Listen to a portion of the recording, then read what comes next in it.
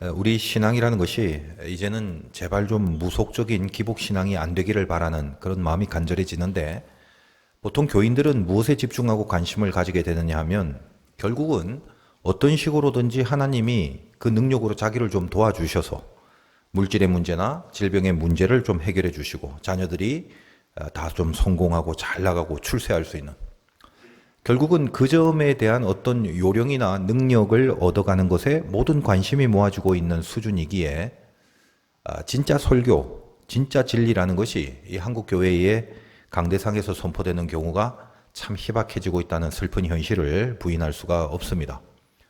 물론 인간이 육신이란 껍데기를 입고 살아가는 동안은 그 먹을 것도 필요하고 또 입을 것도 필요하고 그런 건 맞습니다. 그리고 하나님은 당연히 당신의 백성들의 그 육적인 삶도 중요하고 귀하게 여기시는 건 맞습니다. 그러나 이 땅에서 몇십 년을 어떻게 사느냐 이 문제와 저 하늘에서 영원을 어떻게 사느냐라는 이 문제를 놓고 생각한다면 하나님의 관점에서는 저 하늘의 영원한 삶을 어찌 이 땅의 그 찰나에 불과한 시간들과 비교할 수 있으시겠습니까? 그러므로 분명히 알아야 할 것은 이 땅의 육적인 삶은 모두가 수단일 뿐이라는 사실입니다. 수단으로서의 가치 말고 목적으로서의 가치는 1도 없다는 것을 분명히 아셔야 하는 거죠.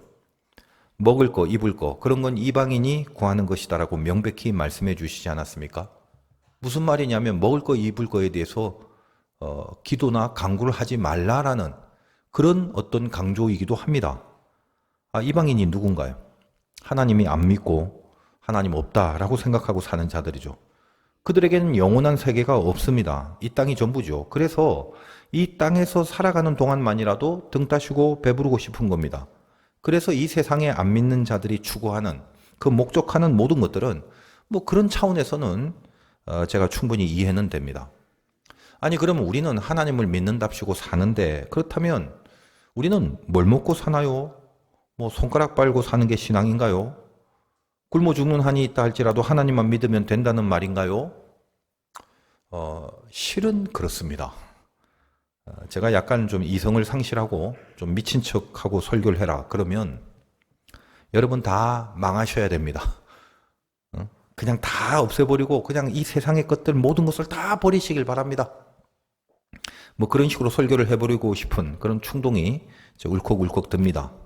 그러나 이 말은 뭐 풍부보다는 비천이 낫고 부자보다는 가난한 게 낫고 건강한 것보다는 병든 게 낫고 성공보다는 실패가 낫고 그런 식으로 어느 쪽에 진리성이 있느냐라는 것을 말하려는 게 아닙니다.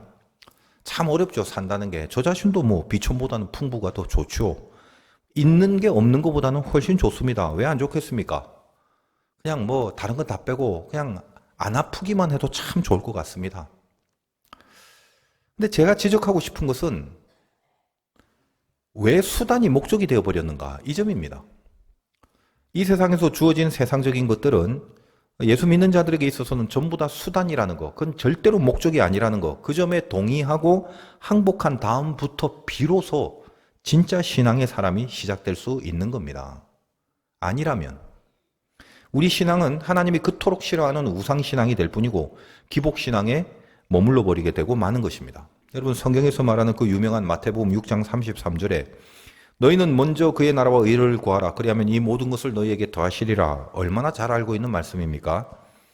근데 사람이 말입니다. 어떤 틀에 한번 빠지면 그 틀 밖으로 이렇게 헤어나오질 못하는 법이에요.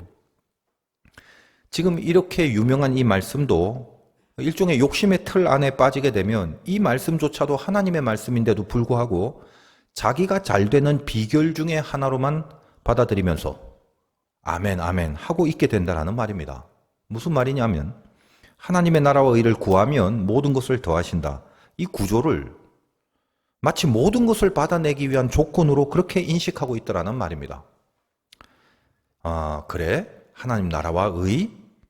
그러면 뭐지? 예배에 빠지지 말자. 헌금 좀 내드리고 봉사하고 헌신하고 좀 직분도 얻고 그렇게 뭔가 열심을 내면 그 다음에 이제 이 세상에서 내가 바라는 것들을 하나님이 다 주실 거다 이 말이지. 그러면 열심히 해야겠다. 아멘. 다들 그런 식으로 받아들이는 문제가 생겨버렸다는 겁니다. 다시 말하면 나라와 의를 구하는 것이 조건과 수단이 돼서 모든 것을 더하시는 그 목적을 이루려고 한다는 거죠. 그러나 이 말씀의 진의가 무엇인가요? 완전히 거꾸로죠. 이 말씀이 나오기 전에 어떤 맥락의 내용이 앞에 있는지를 잘 아시지 않습니까? 길게 설명드리진 않겠습니다. 그 앞에 내용이 뭐였죠? 무엇을 먹을까, 무엇을 마실까, 무엇을 입을까 하지 마라. 그건 이방인들이 구하는 거다. 예수 믿는 너희들은 그런 거 구하지 마라. 이런 말이죠. 이방인들이 목적으로 삼는 내용들이기 때문에 그렇습니다. 그래서 너희들은 그것을 목적 삼지 말라. 그런 차원에서 그런 것들을 구하지 말라는 거죠.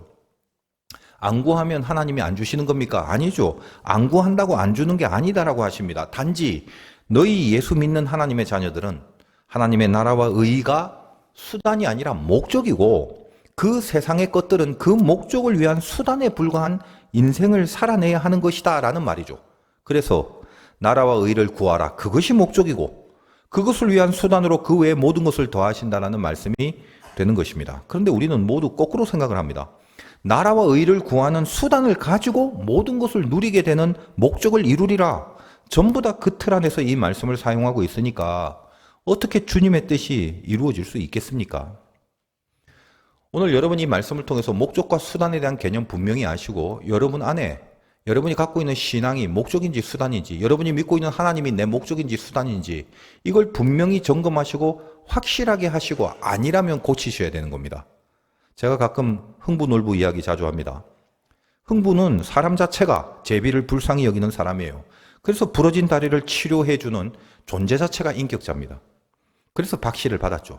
놀부는 제비가 불쌍해서 치료해준 게 아니라 박씨를 얻으려고 멀쩡한 제비 다리를 지가 분지르고 지가 치료를 해주지 않았습니까?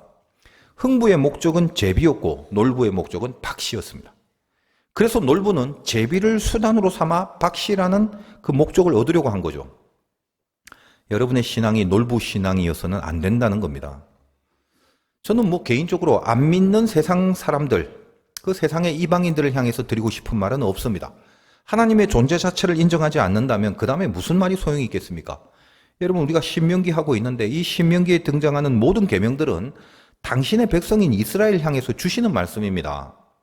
안 믿는 자들에게는 예수를 믿으라는 말 외에는 이렇게 사십시오, 저렇게 살아야 됩니다. 그런 식의 계명들을 말할 필요는 없는 것입니다. 모든 계명들은 하나님을 믿고 살아가는 자들에게만 주어진 말씀이기 때문이죠. 그래서 그 계명들의 모든 공통점은 한 가지입니다. 너는 진짜 신앙인이더냐? 하나님을 믿는다면. 아니면 하나님을 믿는다 하면서 불신앙인이더냐? 어느 편에 설 것이냐? 그 기준들입니다. 몇 번 말씀드렸지만 하나님이 제일 싫어하는 우상의 죄도 어떤 안 믿는 이방인들을 향한 지적이 아니라 하나님 안에 있는 사람들 안에서 참된 신앙과 우상 신앙이 갈라지듯이 하나님 안에 있다라는 우리들 안에서 진짜 신앙인과 거짓된 불신앙인 이렇게 두 갈래로 갈라질 수 있다라는 얘기를 하는 것입니다. 너희는 어느 편에 설 것이냐?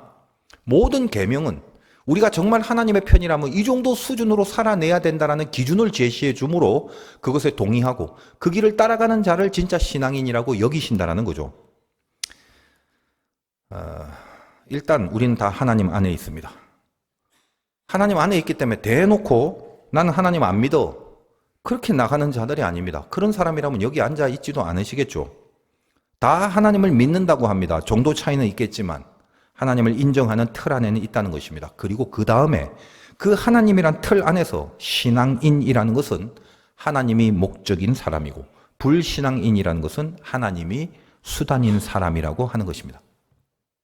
신앙이라는 건 하나님이 목적이고 내가 수단인 인생을 사는 자들이고 불신앙인이라는 것은 내가 목적이고 하나님이 수단인 인생을 사는 자들을 말합니다. 그래서 여러분 주변에서 흔히 볼 수 있는 대표적인 케이스, 이 목적과 수단이 바뀌어진 우를 범하는 케이스가 어떤 겁니까? 내가 원하고 바라는 것들이 있다 이 말이에요. 그래서 그걸 위하여 기도도 하고 감사 헌금도 내고 봉투에 그 내용도 적고 작전 기도도 하고 성경도 통독하고 봉사도 하고 안 빠지고 열심을 내봅니다. 그러다가 내 뜻대로 안 되는 결과가 나타나면 시험에 들어버리고 급기야는 믿음을 버리고 나가 떨어져 버립니다. 왜 그러나요? 내가 목적인데 나를 위한 수단으로 등장해야 할 하나님이 왜 이 모양이냐 그거죠. 하나님의 깊고 깊은 그 신묘막측한 섭리의 경지를 이해도 못하면서 그 하나님이 무슨 뜻을 가지고 있는가에 대해서는 하등 관심이 없고 오로지 내가 목적한 그것을 수단밖에 안 되는 하나님이란 존재가 왜 이걸 망쳐버렸느냐? 이제부터 나는 하나님을 수단으로 안 삼을래. 이 수단이 별로 신통찮네 보니까 그렇게 나가 떨어져 버리는 겁니다. 이스라엘이 광야에서 패망한 궁극의 이유가 그거죠. 내 목적을 이루어내지 못하는 하나님을 더 이상 수단으로 삼지 않겠다. 난 이제부터 애굽의 바로를 다시 수단으로 삼을 거다. 그거였지 않습니까? 교회는 뭐 하는 곳이냐면 예배하는 곳입니다. 제사 드리는 곳이다 이 말이에요. 성공적인 교회는 성공적인 예배가 있는 그 교회를 말합니다. 성공적인 예배가 뭔가요? 성공적인 제사가 드려져야 되는 거죠. 제사의 핵심이 뭐죠? 하나님이 제물을 연납하시는 겁니다. 그러니까 제물을 연납하시는 것이 성공적 제사입니다. 하나님이 제물을 연납하지 않으면 그것은 실패한 제사죠. 대표적으로 우리는 가인과 아벨 사건을 통해서 그것을 알 수 있습니다. 차이가 그거죠. 제사의 승패가 달린 것. 그 제물을 연납하느냐 연납하지 않느냐. 그럼 제물이 뭔가요?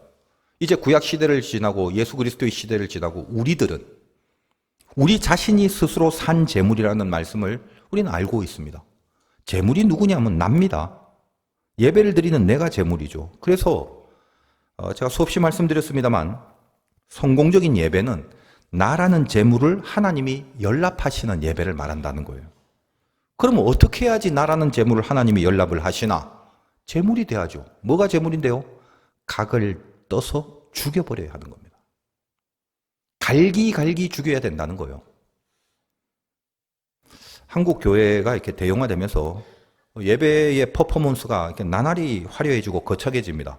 뭐 예배당도 의리의리하고 조명, 음향 아주 끝내줍니다.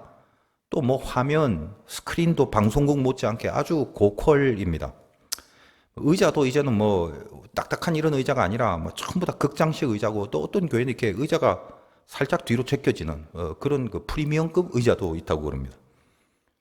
목사님들이 입는 가운도 형형색색 화려하고 무슨 여기 뭐 그 팔에 뭐 박사 상징이라고 하는 삼색 선 같은 뭐 이런 것들도 화려하게 수놓아지고 성가대는 아주 전문 오케스트라 세션들이 포진을 해갖고 입이 쩍 벌어지게 연주를 합니다. 아주 옛날 어렸을 때는 그런 모습을 이렇게 보면 어휴 부럽네. 좀 부럽기도 했어요. 근데 시대가 자꾸 종말을 향하여 지고 작금의 교회들의 실상들이 점점 드러나는 모습을 통해서 그 안에 있는 본질을 자꾸 보게 되는 거예요. 이상하게 제 안에는 뭔가 그 옛날의 아날로그적인 모습이 그리워지기 시작했습니다. 찬 마룻바닥에 무릎을 꿇고 그렇게 예배하는 그때 그 시절이 그립더라는 말이에요. 제가 무슨 그 오래된 그 종교 꼰대가 된 것은 아닙니다. 뭐 다 멋지고 편하고 뭐 퀄리티가 높으면 그게 왜 안 좋겠습니까? 그런데 예배를 드리면서 자기가 수단이 되고 하나님이 목적이 돼야 되죠. 내가 수단이 되고 하나님이 목적이 된다면 그 하나님을 목적하기 위해서 내가 죽어야 하는 제물이 되는 거. 이게 참된 제사인데 자기를 죽이려고 예배를 드리는 그 상한 심령들이 다 어디로 갔는지를 모르겠다는 말입니다. 제물된 자기 자신은 절대 죽지 않은 채로 오만 가지 예배의 퍼포먼스는 첨단을 향한 화려함으로만 드려진다면 하나님이 받으시는 예배가 될 수 있겠습니까? 오해를 하시지 말기 바라요. 제가 목적과 수단에 대한 이야기를 하려는 겁니다. 목적만 분명하다면 수단이 좋을수록 뭐 좋은 거겠죠. 그런데 문제가 뭐냐? 수단만 좋고 목적이 전혀 이루어지지 않는다면 그것처럼 허망한 일이 또 뭐가 있겠냐 말입니다. 제가 무슨 그 초대형 교회의 하드웨어적인 그런 시스템들이 부러워서 딴지를 거는 건 절대 아닙니다. 제가 이제 어떤 뭐 이 대형 교회들 이렇게 청년 예배 제가 이제 젊은이들과 2세대들을 위하여 묵상을 많이 하기 때문에 그런 예배들을 이렇게 유튜브로 이렇게 가끔씩 보는데 아주 그 말만 하면 아는 그런 큰 대형 교회들 말입니다. 거의 찬양 집회 위주로 많이 예배를 끌어갑니다. 찬양을 하고 뭐 다들 일어서서 손을 들고 감동하고 막 그 좀 펄쩍펄쩍 뛰고 이렇게 감격하고 그럽니다. 그리고 뭐 조명이 막 오만 가지 색으로 그걸 뭐라고 하나? 그걸 뭐 사이키 조명이라고 하나요? 뭐 그런 게 왔다 갔다 하고 EDM이라고 일렉트로닉 음악 그것을 기반으로 이 요즘 젊은 세대의 그 어떤 차원과 정서에 이 문화에 맞춘 찬양 집회를 주로 합니다. 다 좋습니다. 이제 저도 이제 그저 꼰대 나이가 되다 보니까 솔직히 느낌적으로는 그게 안 받습니다만, 정말 그 안에 하나님을 향한 진심과 자기 죽음의 제물을 드리는 그런 제사의 본질이 살아있다면 시대적인 문화라는 것을 받아들일 수는 있을 것 같습니다. 그러나 여러 가지 실제적인 사례들을 제가 듣는 바로는 그런 날뛰미나 그런 흥분의 뒤에 자기 신앙적인 고백과 실제 믿음의 삶을 정말로 살아내는 모습들이 따라오는 경우는 많지 않았다는 이야기들을 듣습니다. 그래서 제가 이 작금의 시대에 그런 식의 흐름들, 그게 모조리 잘못됐다고 지적을 하는 게 절대 아닙니다. 이 시대의 젊은이들의 어떤 그 클럽 문화라고 하나요, 요즘은. 그런 그 클럽 문화를 뭔가 신앙적으로 이용하고 또 믿음 안에서 좀 선용하자는 이런 좋은 취지가 있다는 것도 압니다. 그런데 중요한 거는 우리가 어떤 이 세상적인 문화의 흐름 안에 살면서 그 문화의 흐름이 있을 때 그 흐름 자체를 뭔가 신앙적으로 이용을 하려면 그 안에 절실하고 진심을 놓치지 않을 실력이 있어야 하는 겁니다. 근데 실력이 없다면 문화의 흐름 속에 뒤섞여 버리기만 할 뿐 절대로 이 문화 안에서 하나님의 복음적 의미를 빼어내서 이 문화를 복음과 진리로 이용할 수 있는 그런 여력이 전혀 안 되는 거죠. 예전에 제가 그 전도한 친구가 있는데 예수를 믿기 전에 세상에서 잘 놀았습니다. 그때 한 20대 초반이었는데 이 친구가 이제 운동도 많이 하고 몸이 아주 건장하고 체력이 아주 좋은 그런 친구였는데 복음을 받아들이고 하나님을 믿게 된 겁니다. 근데 실은 이제 그 친구의 친구를 먼저 전도했습니다. 근데 이 둘이가 이제껏 늘 같이 잘 놀았다 이거죠. 근데 이 친구가 이제껏 자기하고 같이 늘 세상적으로 잘 놀고 술도 마시고 근데 갑자기 예수를 믿는다고 하면서 자기하고 이제 더 이상 세상적인 어떤 일들을 안 한다라고 하니까 도대체 이게 뭔가 궁금해서 이제 저를 만났다가 그 친구도 이제 예수를 믿게 된 그런 친구였습니다. 근데 이 친구는 생긴 거하고 다르게 우락부락하게 생겼는데 당시에는 이제 요즘은 젊은 애들이 춤추는 데를 보통 뭐 클럽이라고 한다고 제가 알고 있는데 예전에는 뭐라고 하죠? 뭐 나이트 뭐 이런 거. 그러니까 무슨 춤추는 그런 곳을 아주 뭐 즐겨 다녔던 그런 친구였습니다. 그러니까 그냥 춤을 너무 좋아하는 거죠. 그래서 이제 예수를 믿고 나서 믿음 생활하면서 시간이 좀 지나면서 저에게 물어요. 춤을 추고 싶은데 그러면 안 되냐고 합니다. 그래서 뭐가 안 되겠냐? 성경에도 춤추고 기뻐하는 그런 일들이 많은데 그건 죄가 아니다. 그랬더니 자기하고 한 번만 나이트에 가자는 거예요. 저는 그래서 제 뭐 신앙을 떠나서 일단 뭐 그런 그 시끄러운 것 자체를 제가 싫어하거든요.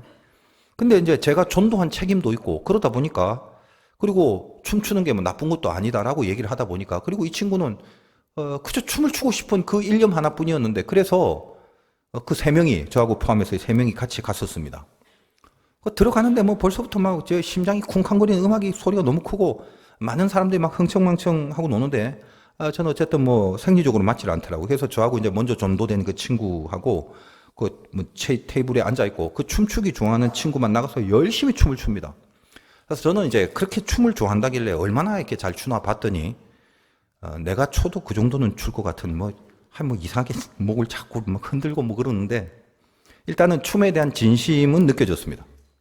근데 이렇게 보니까 혼자 그 거울로 된 기둥이 하나 있는데 자기 모습이 보이는 거죠. 그 기둥 앞에서 자기 모습을 막 보면서 막 춤을 춘답시고 흔들어대는데 이게 뭐 아무리 봐도 뭐 아름답지가 않더라고요.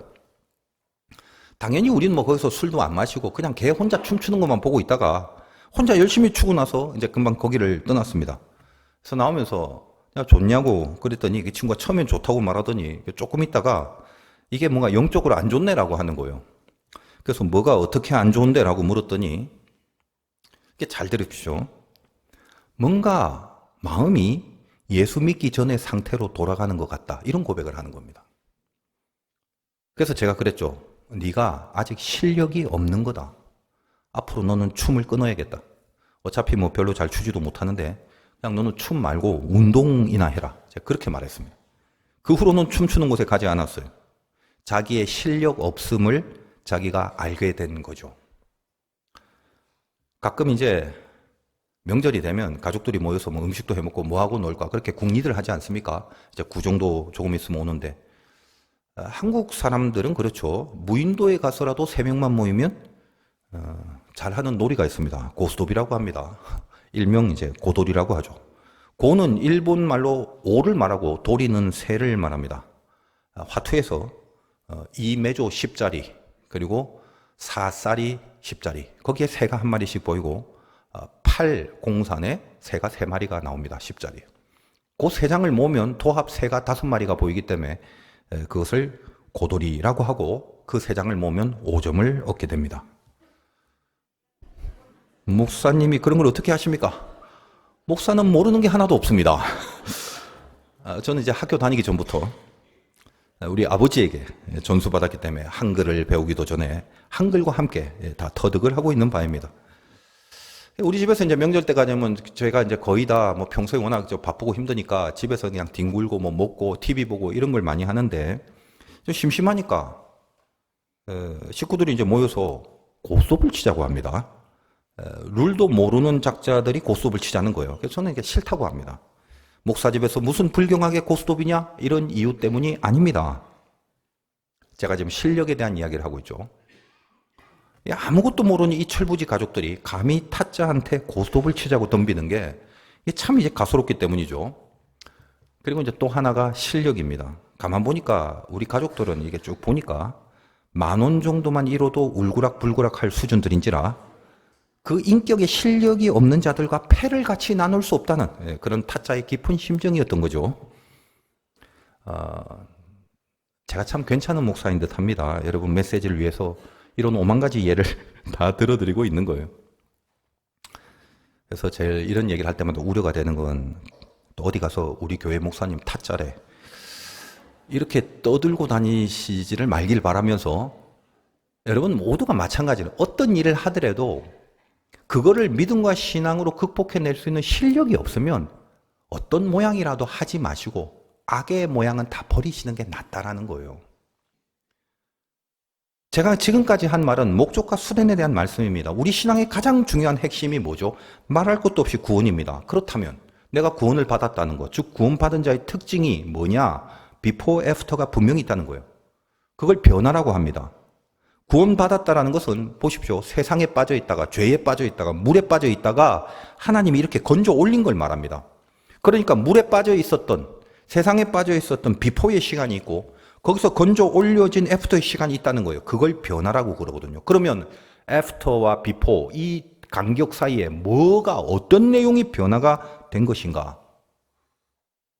교회를 다니게 됐습니다. 성경을 읽게 됐습니다. 밥 먹을 때 기도하게 됐습니다. 주기도문도 외우게 됐습니다. 사도신경도 외우게 됐습니다. 그런 게 아닙니다. 그런 기독교의 종교 의식들은 어떤 습성이나 환경으로 인하여 주어진 그저 종교적 행위에 불과할 수 있는 겁니다. 대부분 모태신앙이 굉장히 좋은 신앙입니다만 자칫 잘못하면 타성에 젖어서 아무런 의식 없이 내 몸이 습관과 버릇처럼 교회를 왔다 갔다 하는 그런 삶의 문화, 즉 종교 문화를 누리는 것으로 끝나는 경우도 없지 않아 있을 수 있는 거죠. 그런 식으로 변화가 됐다는 것은 어떤 행위와 습성을 계속적으로 하는 것이 변화가 아닙니다. 뭐가 변화냐? before, after의 가장 궁극의 이 변화의 내용이 뭐냐? 인생관이 변화해야 되는 거예요. 인생관이 변화가 뭔데? 하나님이 목적이 된 인생으로 변화되는 겁니다. 그게 신앙이에요. 여러분 이게 쉽지가 않아요. 아직까지 하나님을 수단으로만 삼고 있는 사람들이 분명히 있을 겁니다. 굉장히 많을 겁니다. 거기까지는 저 세상의 잡신들을 따르는 원리와 별로 다르지 않습니다. 다만 이제 그 수준에서 이쪽으로 넘어오시는 하나님을 수단으로만 여겼던 수준에서 하나님을 목적으로 여기는 이쪽으로 넘어오는 변화들이 있어야 한다는 것입니다. 다행인 것은 적어도 무슨 산신령이나 주술이나 무당이나 잡신들을 믿는 게 아니라 성경에서 소개되고 있는 하나님을 믿는 것으로 시작했다라는 점이 얼마나 다행이고 감사하고 은혜인지 모릅니다. 그러나 그렇게 시작을 한 걸로 끝나는 게 아니라 그것을 통하여 하나님을 수단으로 시작했다 할지라도 그 다음이 중요합니다. 그 믿음의 내용이 하나님을 수단으로 삼았다가 목적으로 변하는 성숙이 따라와야 한다는 겁니다. 그것이 진짜 신앙의 모습이고 구원받은 자의 증거가 되는 가장 중요한 기준이 됩니다.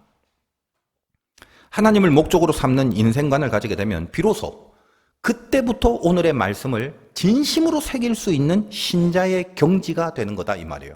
여러분 오늘 말씀은 늘 아주 자주 들었던, 특히 신명기를 통해서 수없이 들었던 그런 별로 어렵지 않은 귀에 못이 박히도록 들었던 그런 내용입니다.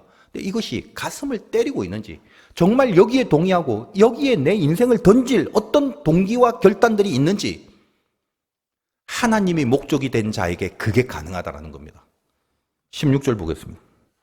오늘 네 하나님 여호와께서 이 규례와 법도를 행하라고 내게 명령하시나니 그런즉 너는 마음을 다하고 뜻을 다하여 지켜 행하라. 하나님이 주신 계명을 마음과 뜻을 다하여 지켜 행하는 그 마음가짐이 생기게 된다는 거예요. 여러분, 이 이야기를 부인하거나 이 이야기를 처음 들어본 사람은 거의 없습니다. 얼마나 많이 들었던 내용입니까? 그런데 뭐죠? 그렇게 하려는 마음가짐이 생길 수 있으려면 내가 믿고 있는 하나님이 내 목적이 돼야만 여기에 동의하고 이것을 시작할 수 있는 근거가 생겨진다는 것입니다. 그리고 나서 17절 보십시오. 네가 오늘 여호와를 네 하나님으로 인정하고 또 그 도를 행하고 그의 규례와 명령과 법도를 지키며 그의 소리를 들으리라 확언하였고, 하나님을 인정합니다. 그래서 그의 소리를 듣는다고 합니다. 인정한다는 것은 소리를 듣는다는 겁니다. 인정이 뭐죠? 아이 그래 있어, 하나님 계시는 것 같아, 살아계셔, 그래 뭐. 이거는 하나님을 인정하는 게 아닙니다. 그분의 소리를 듣는 겁니다. 나에게 무슨 말씀을 하시는가? 신명기의 모든 계명이 나를 향한 하나님의 말씀이라면 그 소리를 계속적으로 듣는다는 것입니다. 여러분, 어떤 소리를 듣느냐에 따라 그 사람의 영적 파장이 바뀌는 거거든요. 여러분 주변에 쓸데없는 소리 많이 하는 사람과 절대 친하게 가까이 늘 시간을 같이 하지 마십시오. 그것도 실력이 없는 사람이 그쪽으로 들어가게 되면 파장 자체가 흐려지는 거예요. 끊임없이 하나님의 소리를 들으셔야 돼요. 그렇게라도 나를 지켜낼 수밖에 없는 시대를 우리는 살고 있다는 것을 명심하십시오. 자칫 조금이라도 놓치고 간격과 인터벌이 생기는 순간 그 안에 하나님의 소리가 없는 공간을 통해서 모든 악한 소리의 파장들이 들어오게 돼 있다는 사실을, 그 시대를 우리가 살고 있다는 것을 명심해 주시기를 바랍니다. 어쨌든 하나님의 소리를 듣는다고 했을 때 그 소리를 받아들이는 순간 모든 하나님의 말씀은 우리 안에 들어와서 내 자아와 충돌을 일으킵니다. 내 말과 하나님의 말씀 사이에서 전투가 벌어지는 거예요. 여러분, 신앙의 싸움이라는 건 다른 거 아니에요. 말과 말씀의 투쟁입니다. 이스라엘이 광야에서 훈련한 것은 다른 거 없습니다. 목적과 수단의 순서를 바꾸는 믿음을 쌓아간 것뿐입니다. 하나님을 수단으로 여기다가 하나님이 목적이 되는 그 인생관으로 그 믿음의 성숙을 이루어낸 것, 그것이 광야의 연단의 목적이었습니다. 하나님을 목적으로 하는 변화를 만들어내는 그것이 광야였다는 거예요. 그래서 그들이 광야를 통과하고 나서 처음 만난 가나안의 전투가 여리고성 싸움입니다. 이렇게 그냥 돌기만 하면 될까? 라는 인간의 말과 하루에 한 번씩 성을 돌라고 하시는 하나님의 말씀 사이에서의 전투가 벌어집니다. 7일 동안. 그래서 하나님은 여리고성을 돌 때 그들에게 한 가지 요구를 하죠. 너희들끼리 말하지 마라. 그거였죠. 말이 말씀을 이기게 허용하지 말라는 취지입니다. 여러분, 우리가 상식적으로 생각해도 그 성을 돌면서 우리끼리 마음대로 하고 싶은 말을 다 하게 했다면 하루쯤은 몰라도 이틀째부터는 돌지 않았을 겁니다.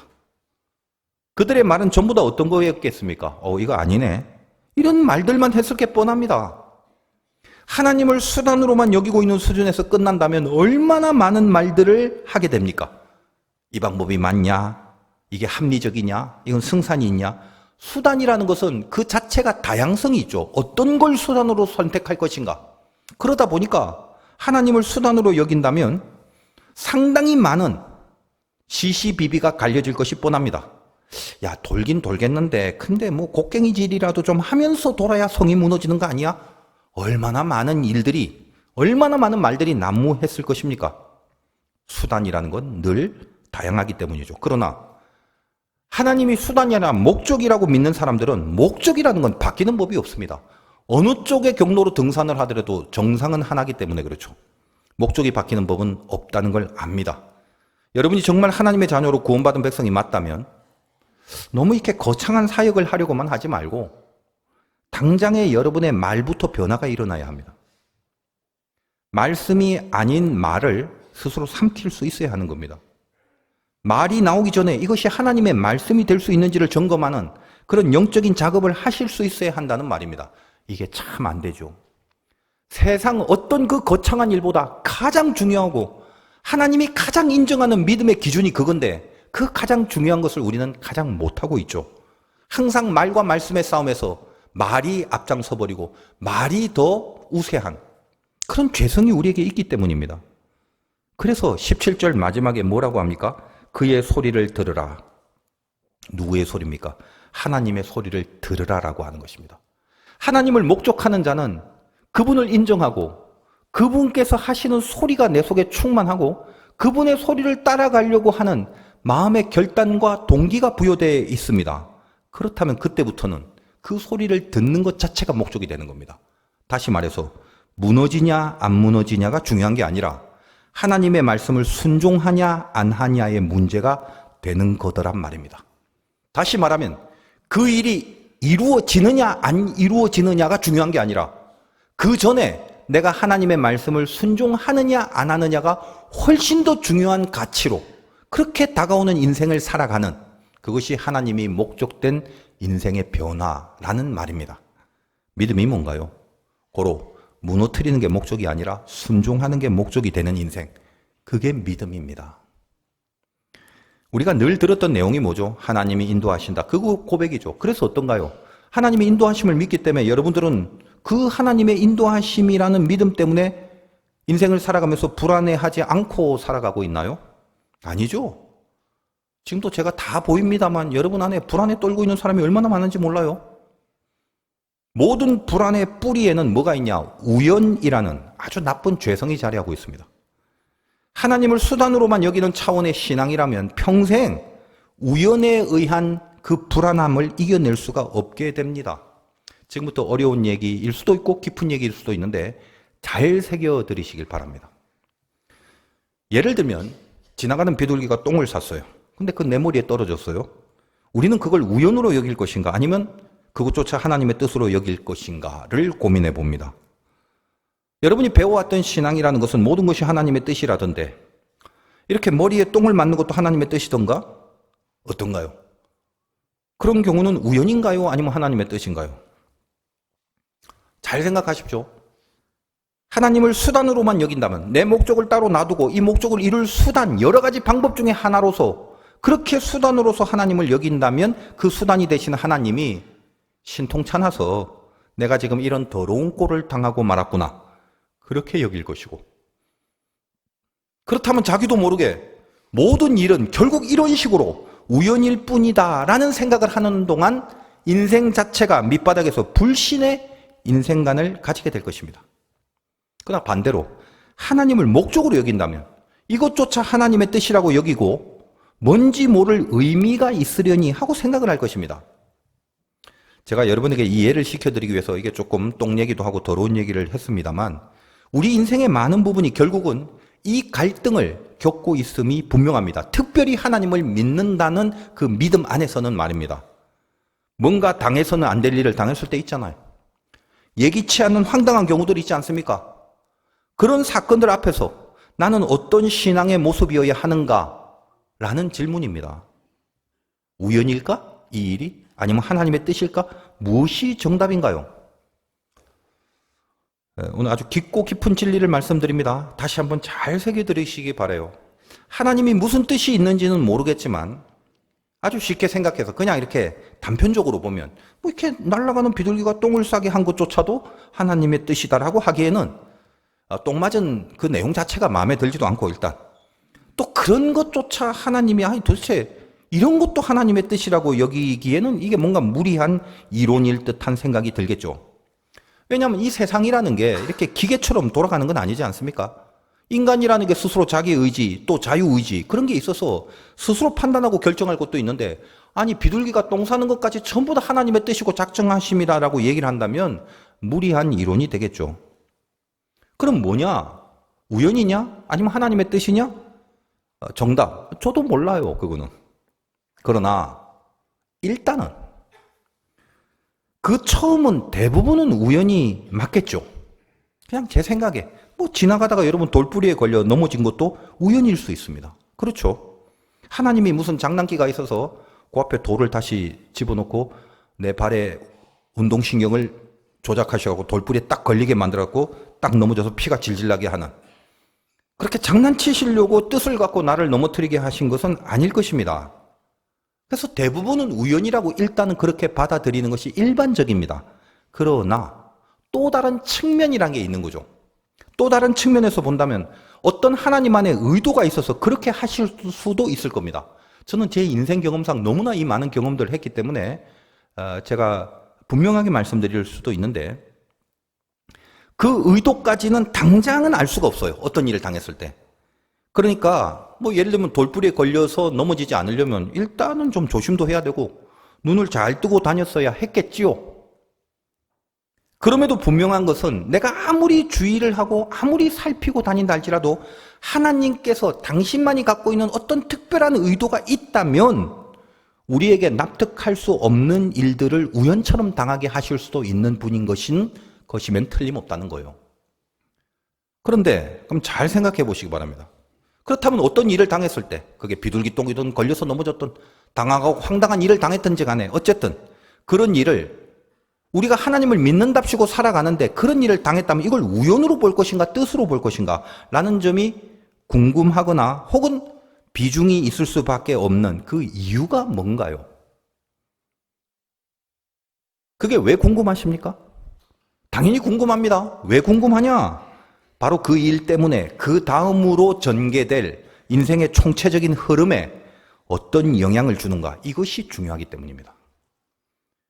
그 일이 안 됐다면 그 다음은 어떻게 진행될 것인가 예측을 해보고, 혹은 그 일이 됐다면 그럼 그 다음은 어떻게 진행될 것인가 또 예측을 해보고, 늘 그 다음에 수순을 놓고 마음의 안심을 할 수 있거나 아니면 혹은 더 불안해질 수 있거나, 그런 인도하심에 대한 믿음의 여부가 이것을 우연으로 보느냐 뜻으로 보느냐에 따라 갈라지거나 거기에 따라 달라지기 때문이죠. 결국은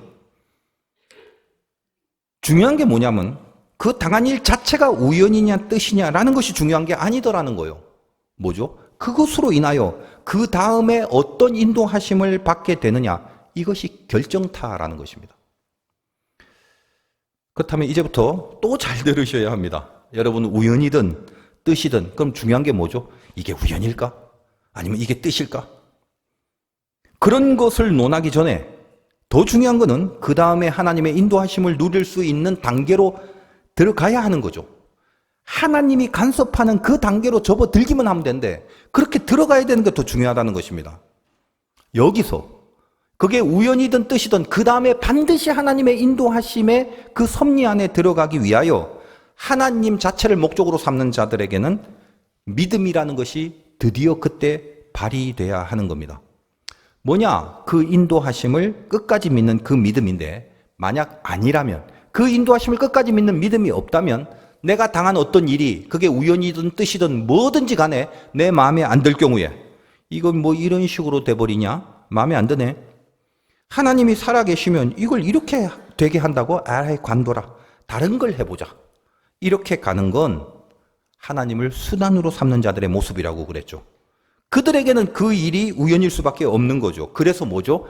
다른 수단을 또 찾게 되는 겁니다.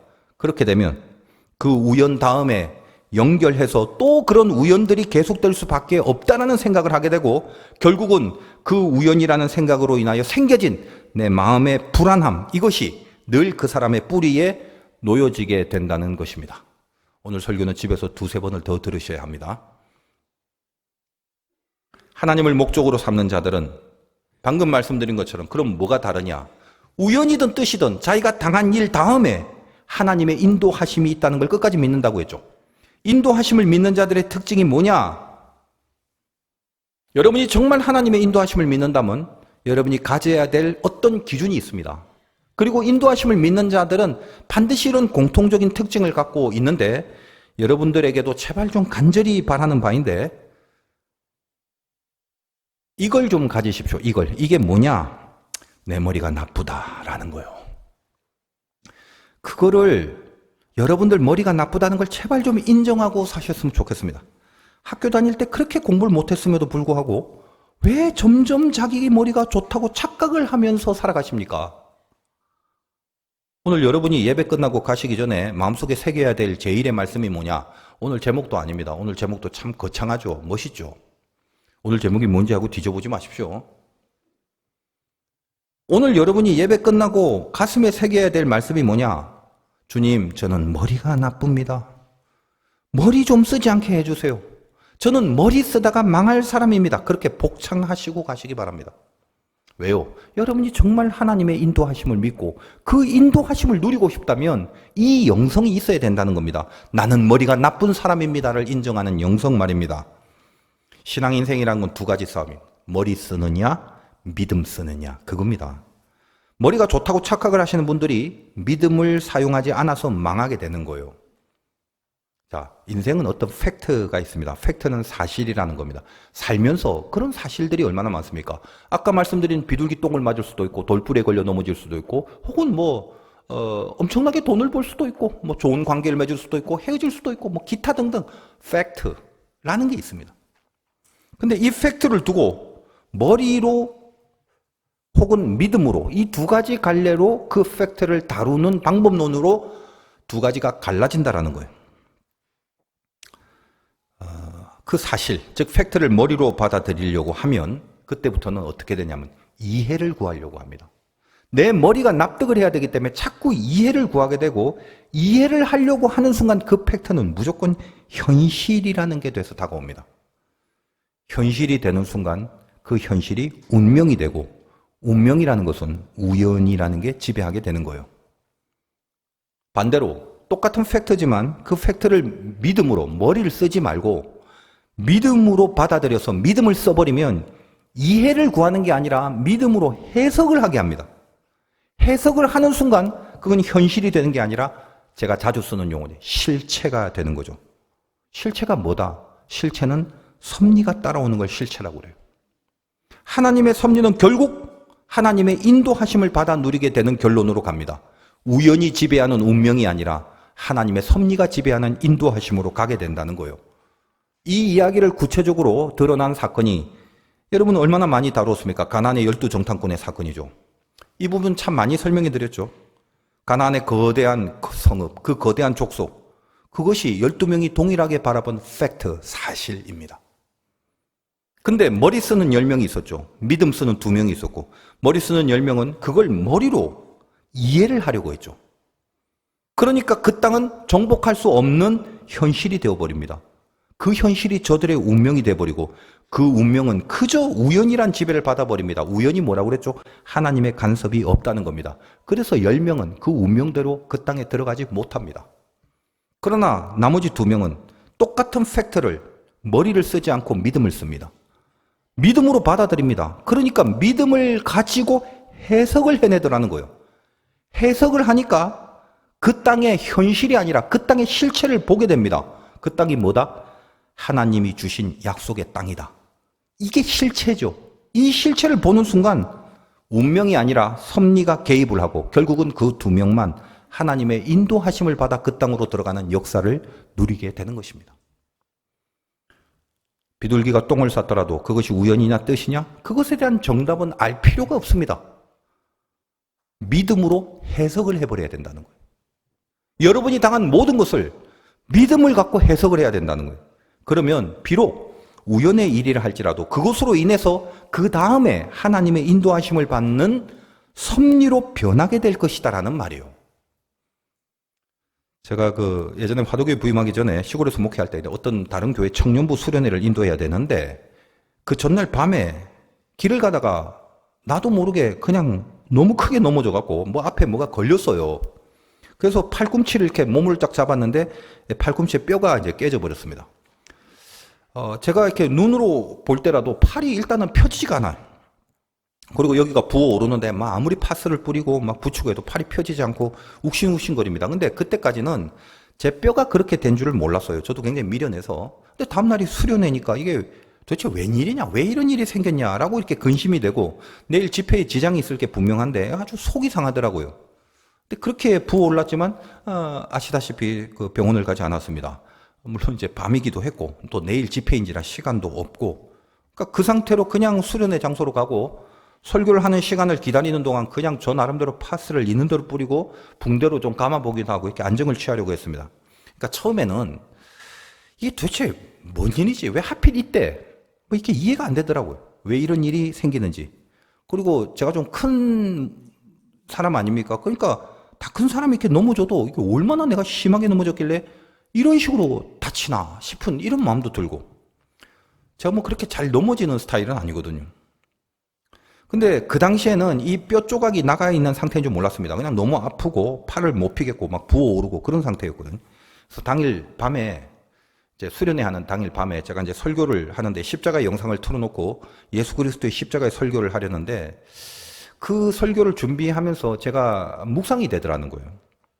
그냥 마음에 여러분도 뭐 그냥 너무 뻔하고 식상한 내용일지도 몰라도 여러분 주님이 못 박히신 십자가의 고통 아시잖아요. 그걸 묵상하라고 하나님 나에게 이런 그냥 아픔을 주시나? 이게 뭐 정확하고 정말 그렇고 이런 차원을 넘어서 그냥 우리가 뻔히 알고 있는 그 십자가의 아픔과 뭐 이런 것들을 그냥 내가 팔이 아픈 것과 이렇게 비유해서 한번 적용해 보는 거예요. 그렇게 나름의 해석이죠. 그런 식으로 고통을 묵상하려고 아픔을 주신 건가?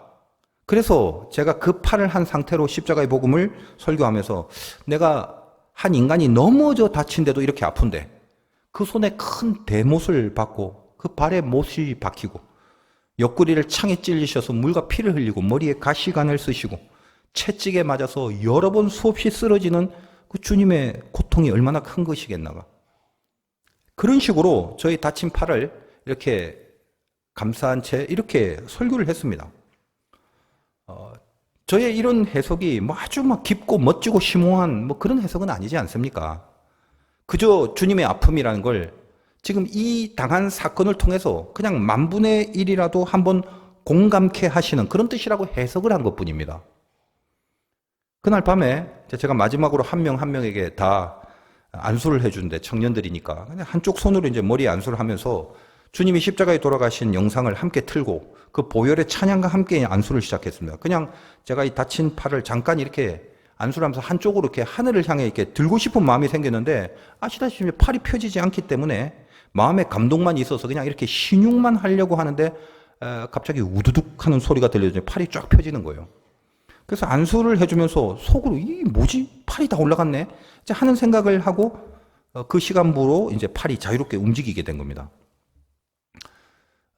전 나름대로 이렇게 하나님이 이렇게 보혈로 치유를 해주구나 이런 이제 속에서의 어떤 고백과 간증이 있었지만 그로부터 한두 달인가 지난 후에 그 당진 의회에 있는 어떤 병원에 그게 어떤 일인지 갔는지 모르겠어요. 아무튼 우리 집사람하고 같이 간 것 같은데 그 집사람이 엑스레이를 찍어보라고 해서 그거 안 아프잖아요. 엑스레이는. 제가 엑스레이는 별로 겁을 안 냅니다. 주사는 참 싫어요. 그게. 여튼간에 엑스레이를 찍은 걸 이제 의사가 이렇게 보더니 아니 이제껏 어떻게 가만히 있었냐고 합니다. 그래서 제가 제 눈으로 그 엑스레이를 보는데 이 팔꿈치 쪽에 삼각형으로 뼈 조각이 부러져 있는 게 그 삼각형 뼈가 부러져 조각이 나 있는 게 선명히 보이더라고요. 그걸 보는 순간 비로소 한두 달이 지난 다음에 비로소 겁이 확 나는 거예요. 그전에는 몰랐다가 그래서 제가 놀래서 아니 이거 그럼 어떻게 해야 하나요? 그랬더니 의사가 하는 말이 그거 뭘 어떻게 해요? 이제 제자리로 들어와 있는데 그냥 그대로 사시라고 하더라고요. 그날 제가 이렇게 안수하면서 팔이 올라가고 우두둑 소리가 났던 게 그 부러진 뼈 조각이 돌아다니다가 제자리로 알아서 찾아 들어와 조립이 되었던 겁니다. 그 소리예요. 제가 넘어진 건 우연일 수도 있습니다. 그렇죠. 그러나 별것 아니지만 여러분에게 이해를 시키기 위해서 제가 지금 간증을 하나 하는 겁니다.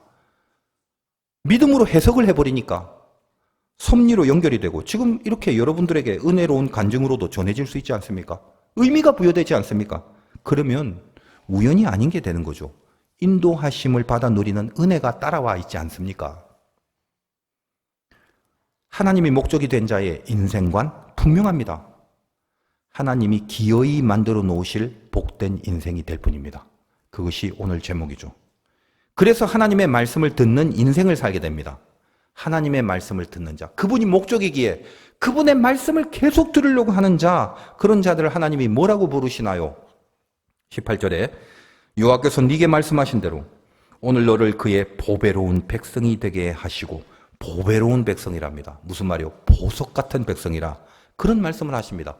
그리고 19절 그런즉 여호와께서 너를 그 지으신 모든 민족 위에 뛰어나게 하사 찬송과 명예와 영광을 삼으시고 그가 말씀하신 대로 너를 네 하나님 여호와의 성민이 되게 하시리라. 이제 마지막으로 여러분, 제가 이 설교를 한 편 준비하는 시간이 어떨 때는 여러분 뭐 한두 시간이면 될 것 같지만 어떨 때는 10시간이 넘게 걸릴 때도 있습니다. 한 편에. 그래서 나이가 들수록 이제 그 시간이 자꾸 점점 길어지는 것 같아요. 그래서 저의 혼적인 기운과 혼적인 능력이 이제 딸리는 거죠. 시간이 많이 걸리게 되면서. 그러나 이제 모르긴 해도 제 영혼에 이렇게 더 깊어지는 메시지를 던져주시면 분명합니다. 근데 제가 설교를 준비할 때 가장 중요한 그 첫 시발점이 있습니다. 뭐냐? 아무것도 보지 않고 그냥 성경 본문에서 하나님이 무엇을 메시지로 주시려는가 그 부분을 잡아야 되는 거예요. 근데 그것이 이제 간접적으로 제목으로 표현이 되기도 합니다만 그걸 레마라고 그러죠. 여기 쓰여져 있는 모든 로고스가 이렇게 붙잡혀지는 레마, 그 레마를 붙들게 되면 그 다음에 이제 이 레마의 메시지를 전하기 위해서 그 다음엔 이제 주석도 보고 원어도 찾아보고 뭐 이래저래 묵상도 하고 자료도 찾아보고 이렇게 준비를 하게 됩니다. 그러므로 가장 중요한 게 뭐냐면 그 중요한 그 레마를 붙들기 위해서 때로는 시간이 아주 오래 걸리는 경우도 많습니다. 또 어떤 때는 아주 확 하고 금방 올 때가 있고요. 그건 이제 하나님 마음이세요. 어떨 때는 꼬박 새도 잘 주어지지 않는 그런 경우도 있고요. 근데 오늘 이 말씀 속에 저에게는 이 19절 이 말씀이 상당히 제 가슴 속에 큰 감동으로 주어진 레마가 됩니다. 저와 여러분에게 동일하게 하시는 하나님의 말씀입니다. 뭐라고 하시나요? 모든 민족 위에 뛰어나게 하사. 여러분 이거 좋아라 하지 마십시오. 내가 누군가를 여러분 스스로 알고 있지 않습니까? 지금 이 선포와 약속을 받을 만한 수준과 자격이 안 된다는 걸 저도 알고 여러분도 알고 있지 않습니까? 그런데 뭐라고요? 모든 민족 위에 뛰어나게 하신답니다. 그리고 나를 어떻게? 찬송과 명예와 영광을 삼으시고 그분의 말씀이에요. 그리고 그 말씀대로 그 말씀하신 대로 이걸 해석이라고 하는 거예요. 나를 어떻게 여기신다? 너를 네 하나님 여호와의 성민이 되게 하시리라. 저와 여러분을 어떻게 만드신단 말입니까? 하나님의 성민이 되게 하신답니다. 성민, 거룩한 백성이 되게 하신다고 약속을 주신 겁니다. 저같이 한심하고 못난 죄인을 하나님이 당신의 성민이 되게 하신다고 약속을 하신 겁니다. 저는 이 말씀을 무조건 믿습니다. 이것이 우리의 운명이라고 믿는 겁니다. 자격 없고 염치 없고 죄송스러운 건 둘째치고 하나님이 그런 자임에도 불구하고 허튼 말을 하실 분이 아닌지라 나에게 너는 내 성민이라고 말씀하신 이 깊은 선포가 얼마나 저에게 큰 위로와 힘이 되는지 모릅니다. 이 말씀을 믿을 때, 이것이 우리의 운명이라고 믿을 때, 그것이 우리의 실체가 되는 거죠. 하나님이 기어이 만드실 복된 운명. 뭐죠? 너는 나의 거룩한 백성이다. 가슴 벅찬 주님의 약속이 아니겠습니까? 그렇다면 이 약속과 선포를 받은 우리는 이제 어떻게 살아가야 하겠습니까? 이걸 정말 영적으로, 정말 진심으로 이 선포와 약속을 믿음으로 받는 자라면 그 다음에 우리가 어떻게 살아야겠냐 이 말이에요. 마음대로 사시겠습니까? 아무런 노력도 없이 그냥 사시겠습니까? 뭐 어차피 좋다고 해놨네.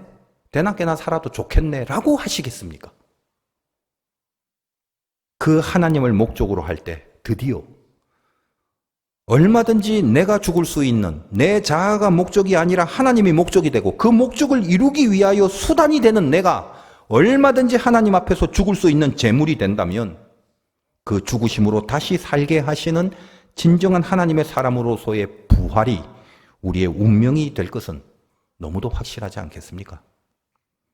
우리를 향한 하나님의 그 인도하심을 끝까지 믿을 수 있는 승리가 있으시기를 주님의 이름으로 축원드립니다.